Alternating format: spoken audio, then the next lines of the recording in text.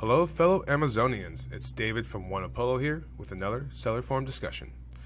Today, we have a post from Danny 10 saying that he is saying goodbye. He's leaving Amazon and e-commerce in general. He says an opportunity presented himself a while back, and he acquired a business, obviously outside of e-commerce, that has made him more money than selling online.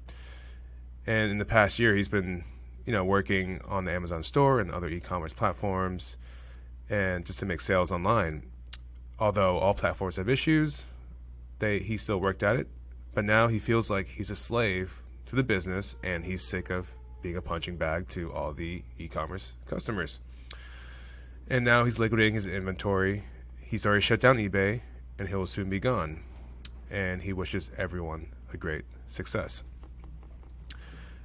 And I'm reading this post because I do see that selling online is getting harder and harder from when we started in 2017. And it's a changing landscape. Amazon has been courting and building infrastructure in China to promote sellers in that region to start selling products. And obviously they have a price competitive margin because it costs much less to live in China than to live in U.S. I've lived there for 10 years, and I understand what the costs are compared to the U.S. So it is true that in many respects, it's really hard for an American seller or a European seller to compete with a Chinese seller. And also, in addition to that, Amazon has been really focusing on pleasing the customers, and it's obvious that you want to be customer centric, but it sometimes leaves room for manipulation where customers can buy things, use it, and then return it.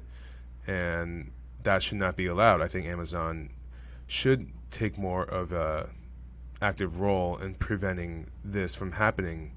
But I do understand that there are costs involved in scanning in and checking every product because it is a lot of work. So it's a give and take, and I think there are things that sellers can do to prevent this from happening. And some suggestions, if you're looking to start off or start into this business, is to really find a product that is hard to imitate.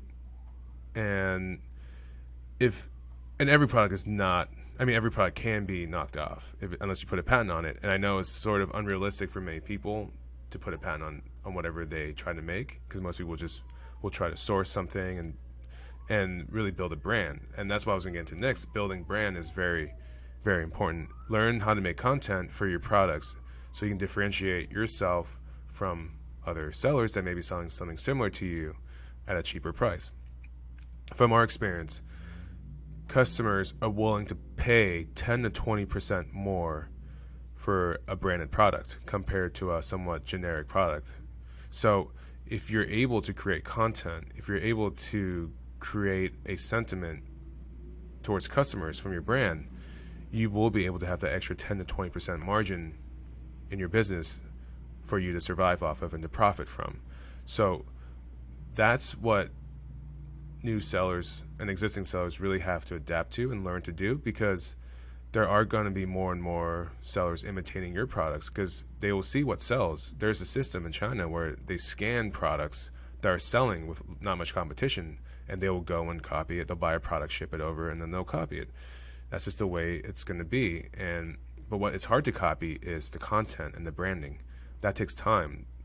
That takes a lot of brain power, and that takes a lot of uniqueness in the individual who founded the brand to really come up with and create.